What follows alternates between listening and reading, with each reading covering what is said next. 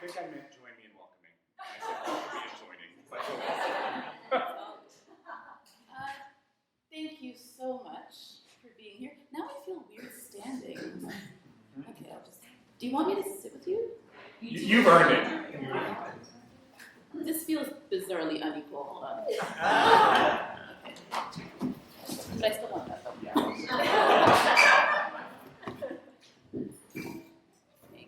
It's good.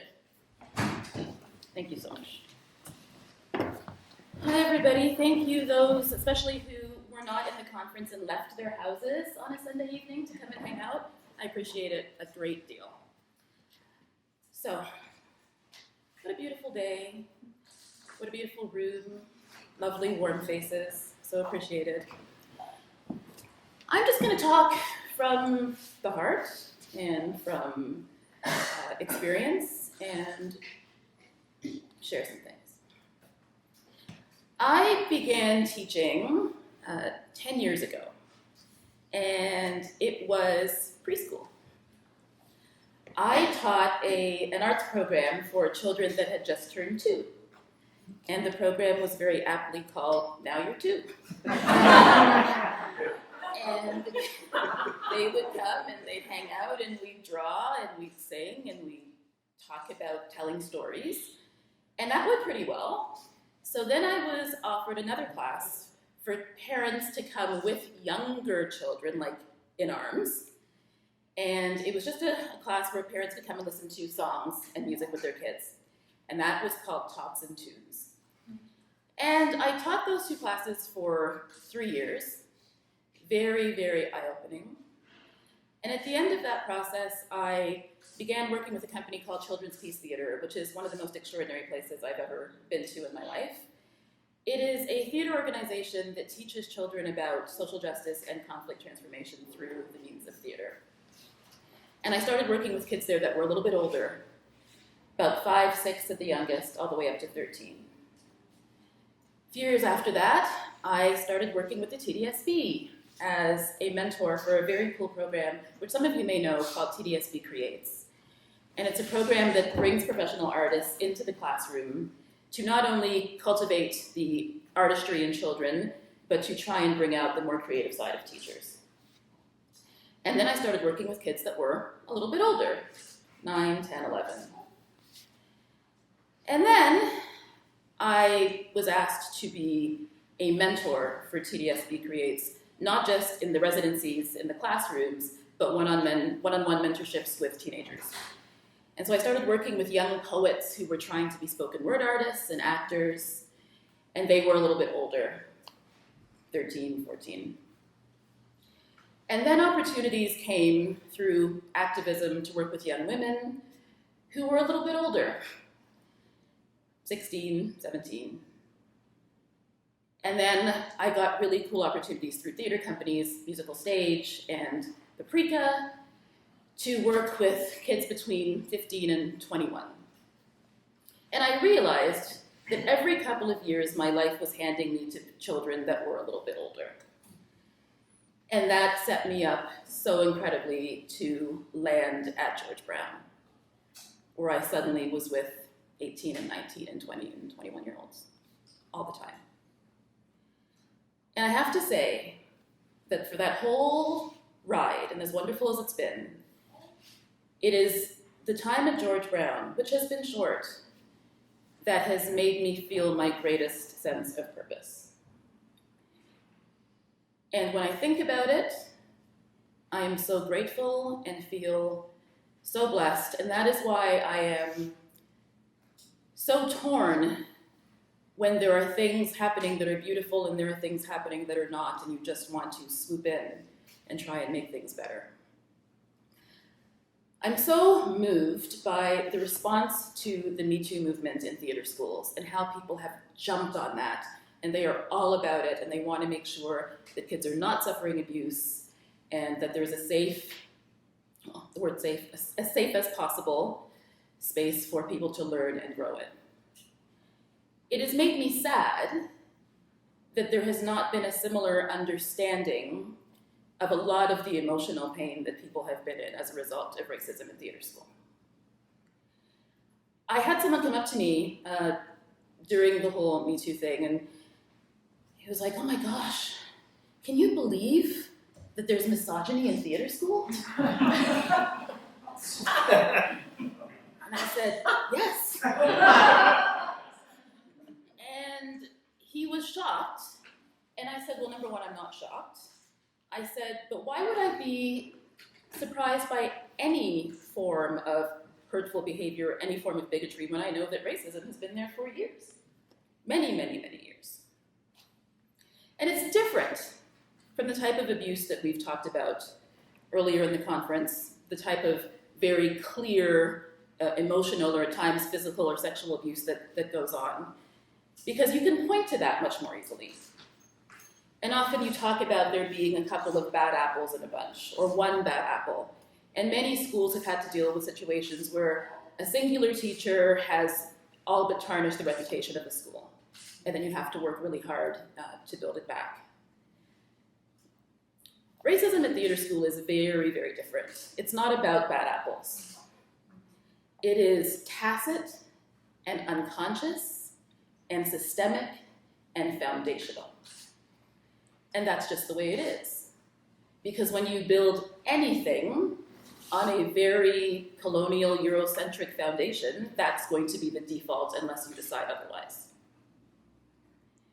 And so I realized that when I was offered the chance to come to George Brown, that it wasn't going to be about looking for bad apples. It was going to be looking at the apple cart itself and doing what I could to upset it. Because it needed to be, and it still needs to be. And upset has such a negative connotation. I don't mean like smash your cart all over the place, but I mean tilt it, let all the apples run out so you can see them more clearly. Then you look at each one and you decide what's worth putting back in the cart and what you can just let rot.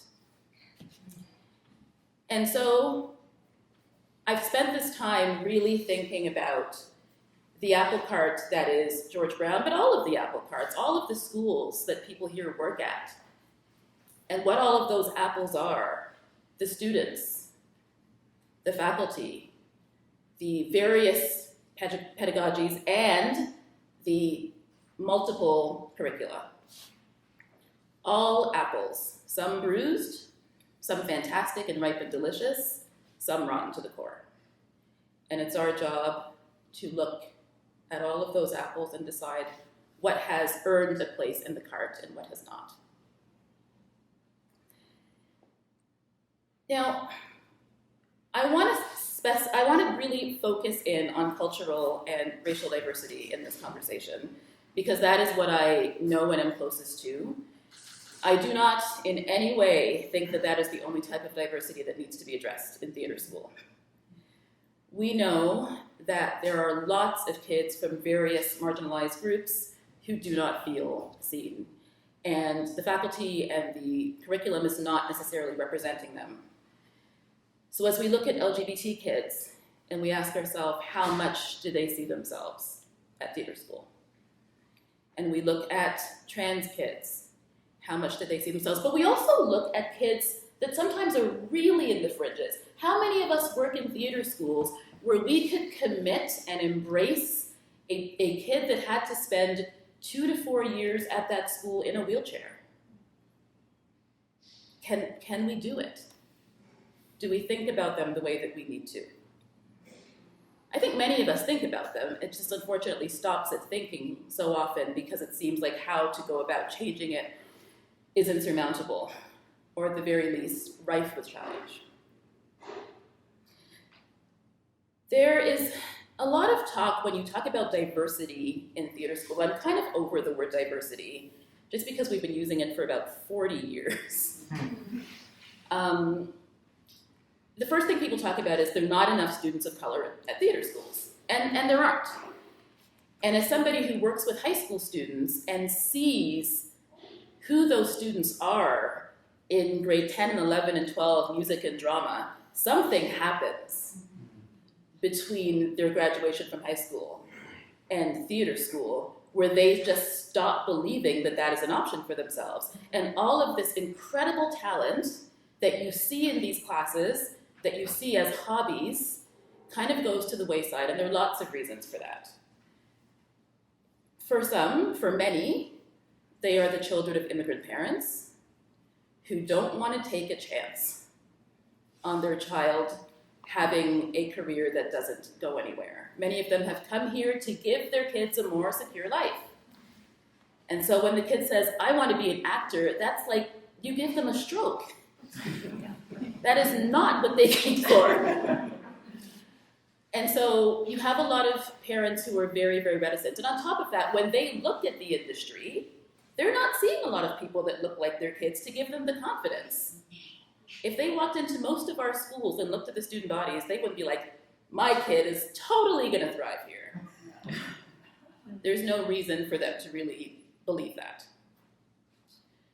So yes, there are too few students of color, and that takes conscious outreach. Conscious, concerted outreach. Not just, they don't audition. Are you going to them? Are you letting them know that programs exist? A lot of people don't know what is actually out there, what their options in post-secondary education are. And so I'm so committed to this idea of representatives from theater schools going to high schools and talking to students and letting them know we are an option for you when you're done here. If you love acting, if the arts are in your heart and soul, there is something that you can do. And you can do it with us, or you can apply to do it with us. And maybe if we not only talked to students, but talked to some of their parents, we can open up some minds and make people believe that they are truly valued and welcome at theater schools, because there are many people now who do not believe that to be the case. And it's interesting because the schools know that diversity is a good idea. They know that it sells well. They know that it's the right thing. And so I'm amused constantly by theater schools all over the country that put like the 3 students of color on their brochure, and then there's no one else in the school. And you just have to laugh to keep from crying most of the time. But they use it for marketing to make that diversity appear to be the rule and not the glaring exception at their schools, which is usually the case.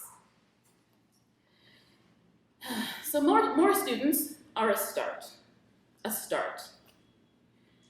But I have to say that that in itself means very, very little if there is not a deep-seated commitment to do the same with faculty.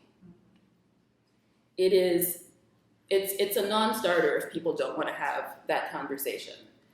Because faculty chart the course for these students and determine what they will learn and how they will feel for the next 2 to 4 years.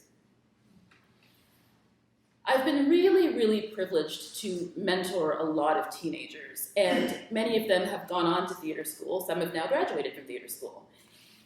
And I'll sit with them and I'll say, like, how are you feeling? What are you thinking? What are you up to?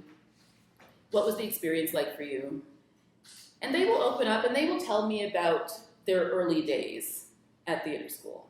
Those excited days when they met their classes for the first time and they met their teachers and they got reading lists. And then they would look at those lists, and most of the white students would be very excited, and most of the non-white students would keep looking through the list, looking for the non-white playwright, and very often would not find one. And so they would see play after play, and playwright after playwright, and they would search for themselves, and they weren't there. And they would have a moment of realization. But I'll get back to that. I will say this. It should not be a shocker that non-white students need non-white teachers. But apparently it is. If you look at the schools, apparently it is. We all need a combination of people in our lives. That's just how we grow, how we learn, how we evolve as humans. And that's not to say that they cannot have extraordinary white teachers that they love and that support them and that root for them. But they also need to see themselves in the equation. They need to feel that they have a place not just as students, but if they wanted to teach, that they could. They have to see themselves in that echelon too, and often they just don't. And they need people who can be role models. Role models in the most intimate way of looking at somebody, having that person look like yourself. And too many students of color do not have that experience for the entire theater school journey. And so I have to say that anytime I come across a chair or a dean that thinks it's okay to just not diversify a faculty for years and years and years and years and years and years and years, I have a real red flag with that person. And I understand communities are different. Toronto is not the same as Moose Jaw. Demographics are different. If you have a town that doesn't have an incredibly diverse population, okay, I understand that. But I say this: your obligation to teach the students that you do have about more than one type of person stays the same. You don't have to have the other type of people in the class to teach about a broader world. We should be teaching everybody that, no matter what our particular class looks like. I have friends and people who tell me stories, and I find it wounding. You know, I had a very interesting educational journey, but at one point, theater was not my first choice. I was in love with music. I was en route to become a singer-songwriter. That's what I wanted to do. And after spending some time at Ryerson, I was at a school called the Harris Institute for the Arts, which is a private music education school. And so I did an honors double major there in audio production and music business management, because I wanted to be able to understand the music business, to not be played for a fool by anybody, and to sit in my room and make my own records if I wanted to. And there weren't a lot of women at my school. There were a lot of guys in bands at my school. A lot of white guys in bands. And I very, very much stood out. But there was something that was very much a comfort, and that was in the curriculum, when we studied music, when we studied music history, Black music was everywhere. And so even though I didn't have students that looked like me, I was very much rooted in a narrative that I understood. And I think that that's how theater school is very, very different, because the kids of color don't even have that.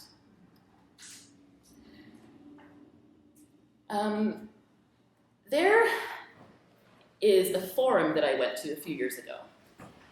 And it was at the Aki Studio, and it was one of the zillion forums on diversity in theater. And an artist stood up, a Black female artist, and she said something that I have never forgotten. She said that she did not have a single friend of color who had graduated from theater school and had not been deeply damaged. And I don't know why that surprised me, but to hear it in that room was so profound. And we all know theater school is easy for nobody. We talked this morning about there are kids being traumatized who are white all the time. So add racial traumatization to that. And then think about how the kind of paralysis that could create. She made this comment, and the room went very silent. And then the panelists just kind of started nodding. They all understood it. And it broke my heart that it was something that was so readily understood by the people of color in that room. we have to create a space where people feel wanted, where people feel that they are interesting, and that people truly want to engage with and support and illuminate them. And I think we're still working on that. I've heard too many tales of isolation. I've heard too many tales of people of color leaving after first year and looking for another school that makes them feel a little bit better. Because it's a really bizarre experience to be visibly different from everybody else and yet to not be represented in anything. So you feel profoundly visible and profoundly invisible simultaneously. And that is super weird. Super, super weird. I think that there was a time, maybe the 70s, the 80s, I'll even give the 90s, when we could say that we didn't know better. I think that time is done. I think that time is done. And the excuses and the talking around it, it doesn't fly anymore. Because when I talk to young people, they know the scoop. When I talk to people teaching today who are progressive and forward-thinking, they know the scoop. And I just want to say, think about what that would feel like to be going to school every day and to know that you're there and people see that you're there and they see that you are different, but you're never discussed and you don't know if you're there at times because people think you're really talented or if you're there because they wanted you on the brochure. You don't know. You don't know. And so that desire to be great is so intense, and it can really lead to, we've been talking about mental health. It can lead to some serious mental health challenges on top of just the incredible stress that theater school can land on one's shoulders. In my class this year, my classes, I taught 2 classes, I came in with the idea that whatever the syllabus had been, I was changing it radically. And it wasn't, any kind of a middle finger to the syllabus. I just knew that I was going to go in and I was going to be myself, and I was going to bring plays that I wanted to bring and that I thought would be interesting for the students to learn. And coming from the perspective that I come from, those plays were radically different from a lot of what they were learning. And I would talk to them about what they had done so far, and they would just keep saying that they hadn't done any writers of color so far. And this wasn't just in first year. The same was being said in second year. And thank gosh that we have now an amazing coordinator at our school who has really taken steps to be like, no, you are going to read Thompson Highway, and you are going to read Janet Sears because they are Canadian and they are great. But before that, it just didn't happen. It just didn't happen. Left to their own devices, a lot of teachers were not doing it. And I'm so grateful now that we have someone who has, whose finger is on the pulse. But before that, they would just, they would say that they hadn't done anything. And I would think to myself about the fact that we are, I don't know if this is still the truth, but I know that according to the UN, back when I was in my 20s, we were the most multicultural city on the planet. And I asked myself, how is it possible for Toronto theater schools to only be teaching white writers? That is insanity. That is absolute insanity. And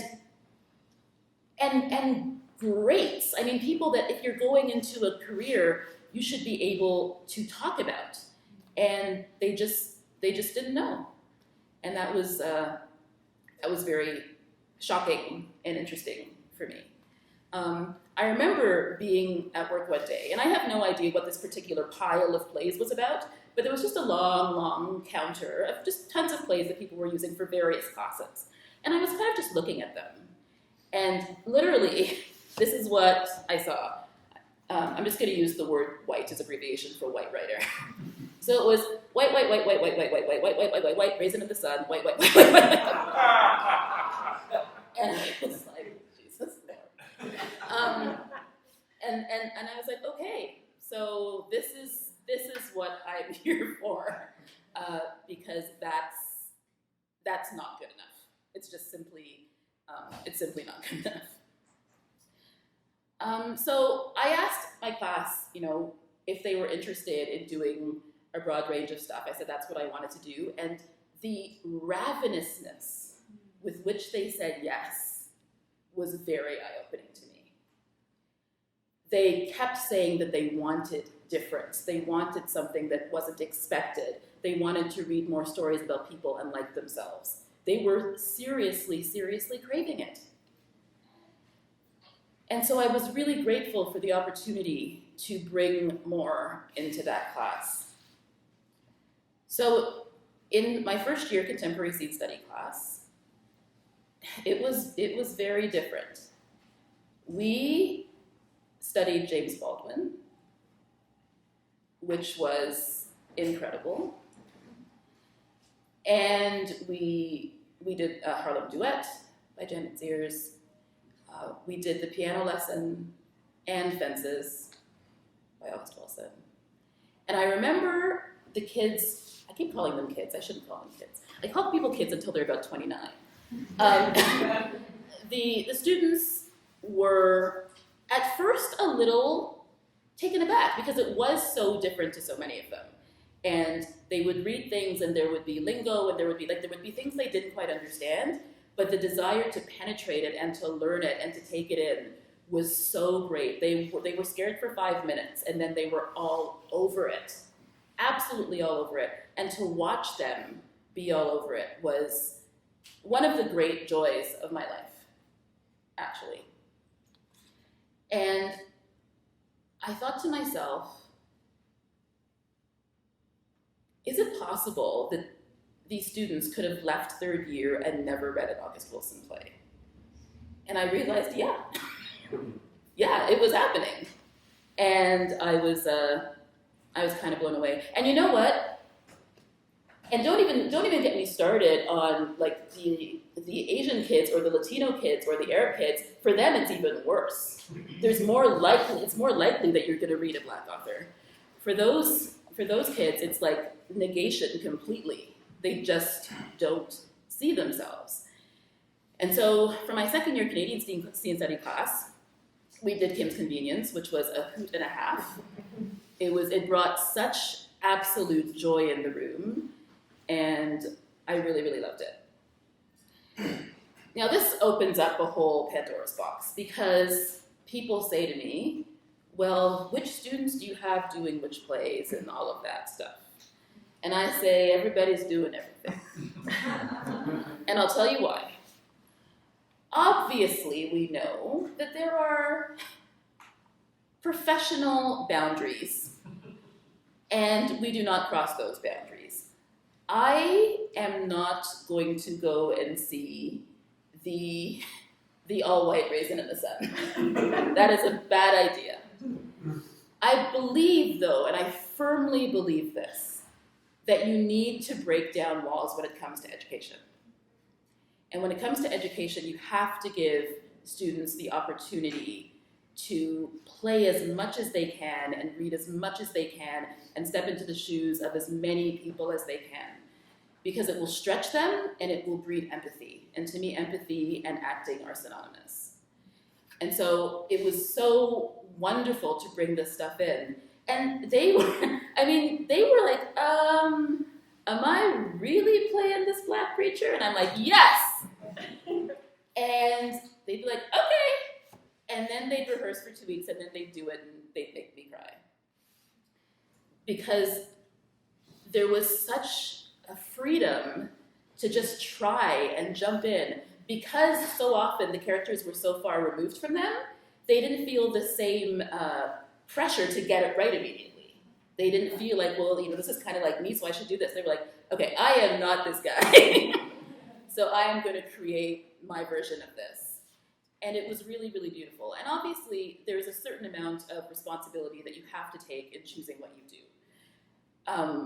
I look for scenes that are universal. I look for scenes that are about people being people and people being families. You know, I'm not gonna pick like the most Korean scene in Kim's Convenience to ask the white kids to play. I'm going to pick a scene that is just about people being people. And there may be a cultural reference, but that's fine. And then I watch them dive in and just find the meat in it and come to understand how, in some ways, the essence of people is the same. And it's a really beautiful realization to have. About 3 days into class, day 3, we read a play called Church by Young Jean Lee, because I was pretty sure they weren't going to do any Asian writers. And we did a group read, and it's a very bizarre play about kind of a Pentecostal church in which people are super, super strange. And I just gave them the freedom to play the parishioners as bizarrely as they wanted to play them. And it was such an opportunity for them to just let go of some of the defenses and to let go of the fear, which is so, rampant at the beginning of theater school, and understandably so.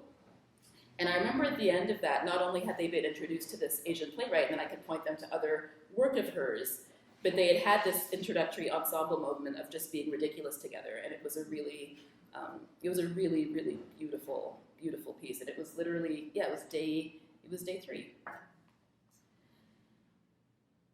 I am hoping that we are getting to a point, and I think we are. I'm very hopeful about the educators in this room, where we can see that the sea of homogeny is giving people pause and making people say, wait a second, we've got to do something. We've got to flip the script somehow. Because we're educators.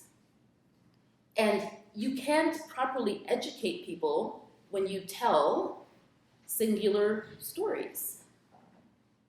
I mean, yes, I know that there are many different stories of Europeans, but still, we've got to open that up. We have got to open that up because 2 or 3 or 4 years is not very long. We don't have a lot of time with them, and so what we do in that time is absolutely crucial. I know that a lot of people now are into the idea, and I know that most of you will be not into this because you're smarter, but into the idea of, my students are my students, they're all the same, I'm colorblind. Okay, so I've had faculty, not at George Brown, but people who teach elsewhere, talk about how, we just do the work and I don't see color, and I stop them right there. First of all, what the hell does that mean? Do your retinas work? If not, okay. But if they do, then you're lying.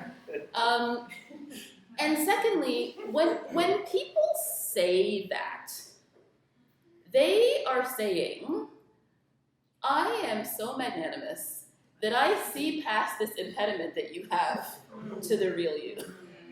What? And they say it all the time, and it's so bizarre. And yeah, I've heard it for a heck of a lot of years. But when you decide that you are going to try to be colorblind, what you are saying is that you are going to stop seeing people in their totality. That's what you're saying. If I walk into this room and I sit down to do this speech, and you don't notice that I'm black, that's a problem. And it also, I think, it affects the impact of the speech.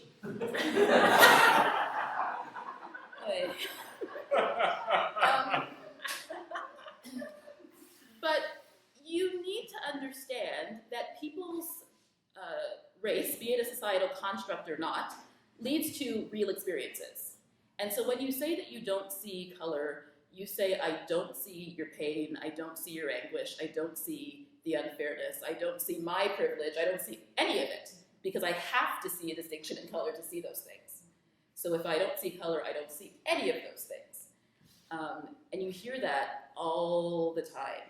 You hear why do people have to make it about race? And why are you playing the race card? Okay, playing the race card is a term that is used when people don't want to have a conversation about race. That is their back pocket term. You're playing the race card. Don't even know what that means. I want you to just imagine that you are a student, a non-white student, and you walk into school with all of the hopes in the world.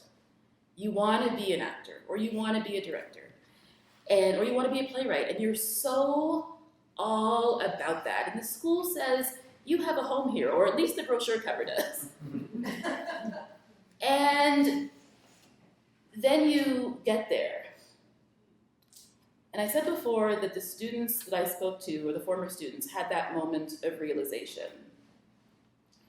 And it's that moment that they realized that they, when they look at that reading list, when they look at the faculty, that they have just signed on to essentially play white for the next 2 to 4 years. And not only have they signed on to play white, but they've signed on to pay thousands of dollars to do it. And they sit there and they ask themselves what that means, what that is going to feel like if they are allowed to say anything about it.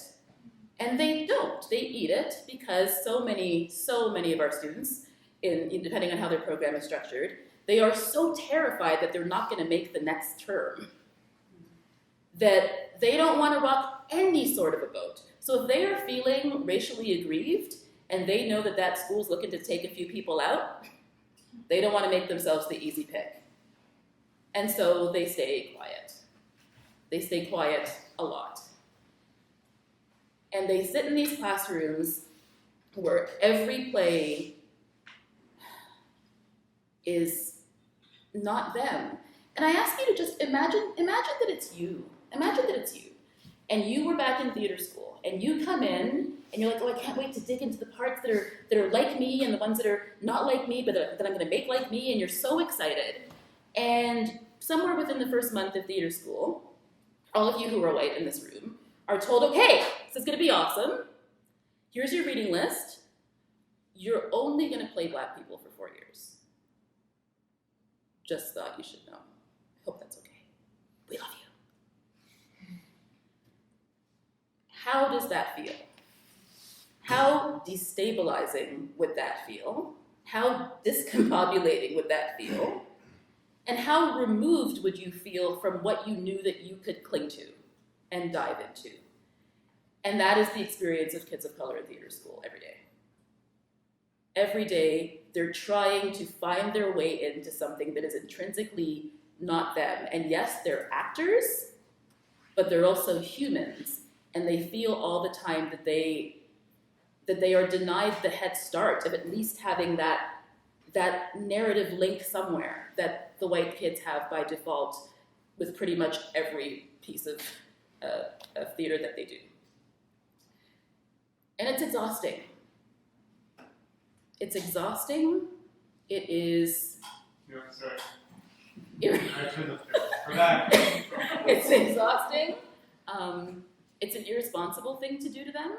And I'll go so far as to say that it's cruelty. It's straight up cruelty. And I'm personally really tired of it. But now I want to say something that I don't think people think about. And that is that it's really cruel to the white kids too. Because you are denying them. When you deny them the story, and remember, like in our global population, the majority of people are not white. When you deny white kids the stories of the lion's share of humanity, you rob them. And that is not okay. It's not okay. And so to watch these kids in my second year class, I had 22 kids, there was not a non-white kid in that class.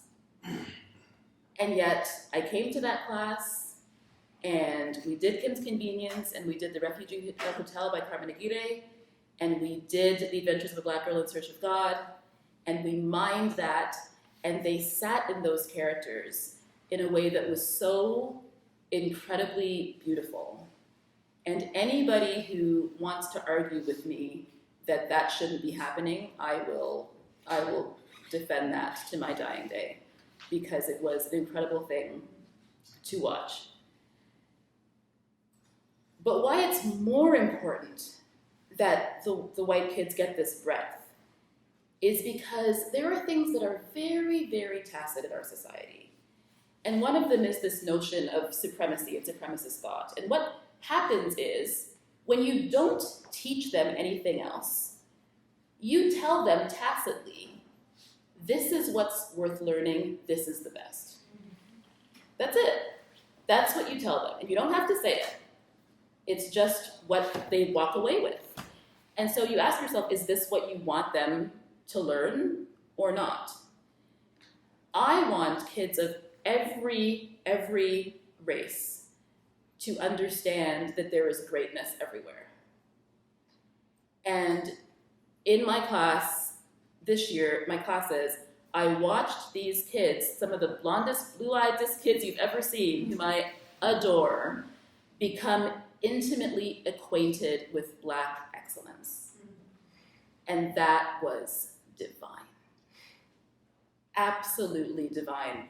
And I can't tell you, it is going to change them. It already has changed them. It will increase their compassion. It will increase their understanding and their acceptance of other people in the world. It will make them seek out other writers that are great. And they will be deeper actors and deeper directors and better human beings for it and deeper thinkers for it. And that matters to me. That matters deeply to me. And I don't understand how there exists any educator for whom that doesn't matter as deeply.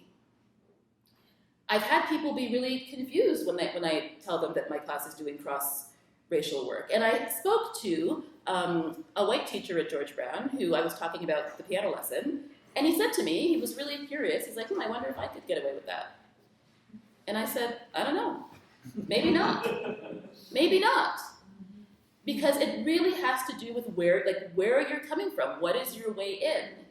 And so rather than having schools sit around and try and figure out, okay, how do we train the white teachers to teach the indigenous and the Black stuff? Why don't we make space for the teachers who are that and let them take the lead on that? There's a thought. There's a thought. And I'm so happy to see that that's happening where I teach, and I'm hoping that throughout the country it is starting to happen. As well. And I think that we're here to teach each other as educators. I'm happy to have any white teacher say, Tanisha, can I sit in your class for a day? And yeah, let's hang, let's talk. I'm totally down with that. And I wish that we could really be resources to each other more than we are. I think we can become very insular with our students and with what we're doing, and not see how we can feed each other in a way that's really productive and ultimately helpful to the students. Students understand that education and professional theater are two different things. I had one of my students in my final interview this year say to me, she got to play the character of Rainey in The Adventures of a Black Girl, and she came to me and she said, I am so grateful that I got to play this character that I should never play again. And I said, yeah. And she did a beautiful job, but through doing the work and through learning that story of this Black family in Ontario dealing with what they were dealing with at the time, her respect for that narrative grew so much that she now realizes, that is not mine. I did it, and now I know that is not mine. And it was a really powerful thing, and I'm so grateful that they have shown the willingness that they have to just absolutely dive in. I remember years ago when Blair Underwood played Stanley Kowalski on Broadway. Does anyone remember that? And it was a really big deal. And everyone was like, Black guy, Black Stanley! People were losing their minds. Some people thought it was great. A lot of races came out of the woodwork and were horrendous about it. But I think that and of course, there's a difference between whether you are the traditionally oppressed group playing the non-oppressed group, or vice versa. That is a fundamental difference. But in my class, I feel it's just as important to have the white students have the words in their mouth of characters that are opposite races too, and to crawl around in that and to widen their lens. We always talk about people and their gaze. Well, let's change their gaze. Let's widen their lens by giving them more, by allowing them to challenge themselves to see the world through a greater expanse of cultures. As I sat in my classes, and conversations came up about race, that I think that I was prepared to lead in a way that many people would not be prepared to lead. And that's why I think that we have to be really careful. We don't just say, okay, we're going to do this, and then not practice real due diligence with it.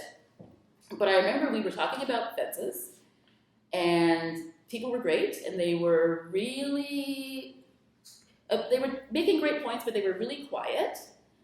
And I just felt that there was something in the room. And so I said, he says nigger a lot. And they were like, yes! Yes! Yes! And then we had a conversation. And I understand that many of you would not feel comfortable leading that conversation. But that's why the panorama of teachers is so important. So that when those things come up, when you have teachers you have teachers that are going into that knowing I can take this, and then teachers who don't feel that that's their particular wheelhouse, you do you, and you do it really greatly, and that's how they get everything. And I wish that more colleges can understand that. If they could understand that, just imagine how much the students could learn by the time they graduate, how many different stories and characters and narratives they could see. It would be extraordinary. And so my sweet Ian in first year, he's like, I'm just a 19-year-old white boy. He said, I'm not sure. And I said, I love that you're not sure.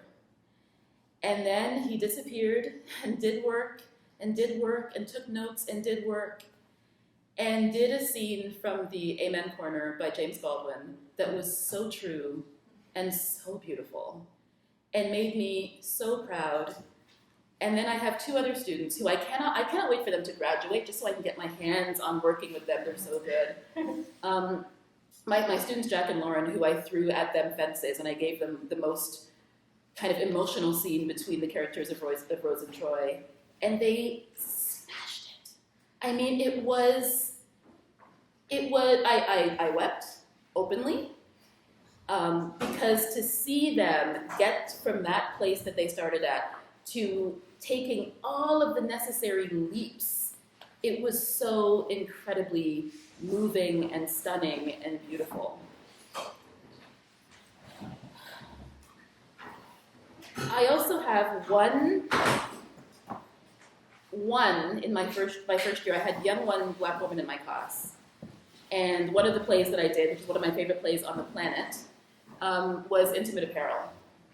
And she got to play the role of Esther. And I remember when I handed her that, I have not seen anybody light up like that. Because it was the first time she was like, a role that was written for me. She'd never had one. I'm gonna cry now. She'd never had one. And like, what a concept that students should be able to experience this. I'm gonna wrap up soon, but I just want to say a few more things. One of my female friends who's in her 20s that graduated a few years ago, I remember having tea with her one day, and she said that she had felt, even though she learned a lot at theater school, she had felt like her white friends had gotten more out of their tuition. And I said, oh, like, give me more of that. And she said that in her years at school, she had learned a very fantastic Polish accent.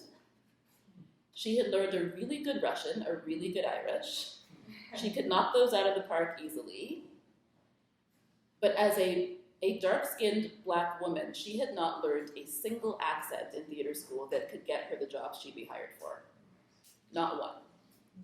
She had not been taught one African dialect, one Caribbean dialect, not even an African American dialect.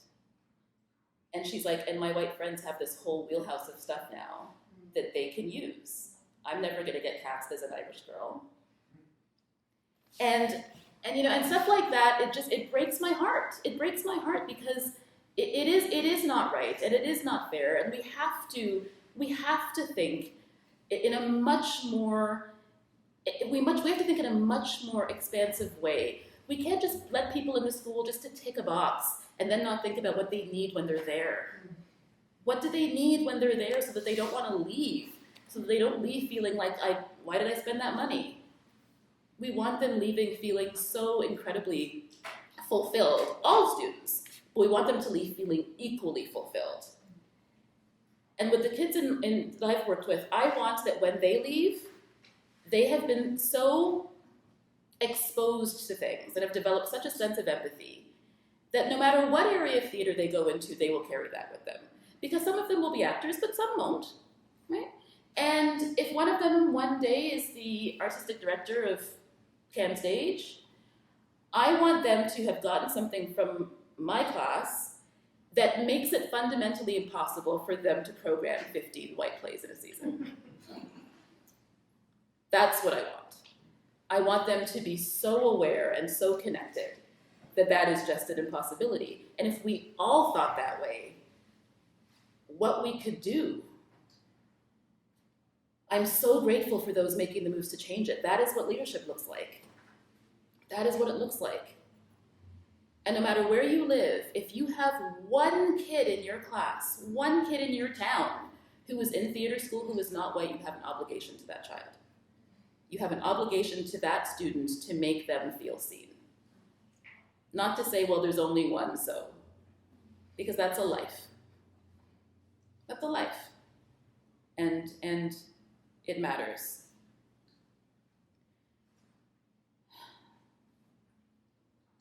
In so many ways, I feel like making these changes is part of my life's work. I'm so grateful to all educators who see and want to move forward and want to transform, because transformation is everything, and who understand that inclusion is not enough. Integration is what we want. That's what we want. We want the kids that, I keep calling them kids, we want the students that are there to feel part of it. I'm not just in the building and floating in classes. When I open my books, I'm there. When I look at my teachers, I'm there. And that's not happening for so many people. And we have to change that. But it's not an if, it's a when. We have to change that because people are going to graduate feeling that they have been unseen. And that is devastating to me. Absolutely devastating to me. I'm almost done. I wasn't going to mention this, but I'm going to mention this. So I mentioned to one teacher he asked me what I was doing in my class, and I mentioned that I was doing 2 plays by Lynn Nottage, Intimate Apparel, and another one called By the Way, Meet Vera Stark. And he's like, oh, 2 Nottage plays? That's interesting. So I asked him how many plays he was doing in his Chekhov unit. And then the conversation was over.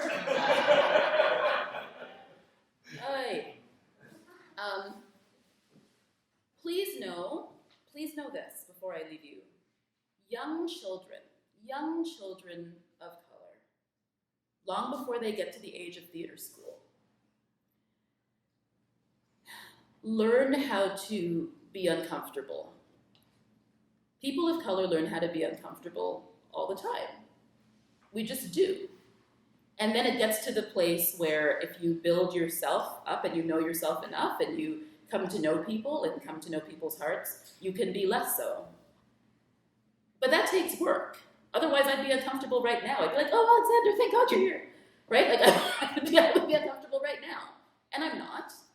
But that actually takes work. And when you are in the minority, you understand that in a way that you never do when you're in the majority. You just don't. There are things you just don't think about. You don't have to. And it's nothing negative that you don't think about it. It's just that your life does not necessitate that you do. And for other people, it does. But my last point is that those young children, those little Black boys who are going to grow up to be seen as, thugs by the time they're 12 if they wear their hat the wrong way, or those little Black girls who live in that crazy intersectional space between femalehood and Blackness. It is hard. And what they see in the world is that their stories aren't very important. And they see it young and they see it early. And that's why, I don't know how many of you are familiar with the doll experiment, where they give young children Black dolls and white dolls, and the Black children are all reaching for the white doll. And they say the Black doll's ugly, the Black doll's bad. They don't learn that from nowhere. They learn it from us. They learn it from society that says, you are not important, you are less, you are the criminal, you are the this. When we do put you in the play, you'll be the maid. That's what they learn. And it's our job to shake that up, because that's nonsense. That's absolute nonsense. I don't want any more young children who have the fire in them and the desire to be great artists and great actors thinking, I can't do that because that's for white people. And that is happening. That is happening. And then they want to be white instead of loving who they are, and that rips me to shreds. So let's think of how we can all together make space for everybody, how we can reach out in a loving and truthful way and welcome people, and then consciously work to integrate them and their stories and their lives and their truths into our collective education. Because our education doesn't stop just because we're educators. It should be continuing every day, and it should be continuing through our students. They teach me so much, and I'm deeply grateful for that. That's it. Thank you.